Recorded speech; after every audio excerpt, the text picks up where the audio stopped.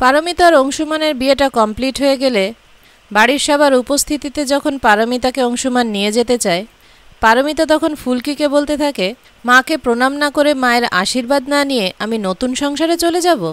পারমিতার এইসব কথা শুনে সবাই একটু পারমিতার দিকে ভয় ভয় তাকাতে থাকে, কারণ হৈমন্তীর আসল চেহারাটা তো পারমিতা জানে না। তার কর্মকাণ্ড সম্পর্কে পারমিতাকে কেউ কিছু জানায়নি, তাই সবাই ভয় পেতে থাকে পারমিতার সামনে হৈমন্তী এসে নতুন করে আবার কোনো কাণ্ড না ঘটায়। ফুলকি তাই পারমিতাকে বুঝিয়ে বলতে থাকে। ফুলকি বলে, জেঠিমার শরীরটা তো খুব খারাপ, তাই তার সঙ্গে এখন দেখা না করাই ভালো। কিন্তু পারমিতা কিছুই মানতে চায় না। সে কাঁদতে কাঁদতে চিৎকার করে হৈমন্তীকে ডাকতে থাকে। পারমিতা যখন চিৎকার করে মা বলে ডাক দেয়, হৈমন্তী ঘর থেকে বেরিয়ে আসে আর অবাক হয়ে পারমিতার দিকে তাকিয়ে থাকে।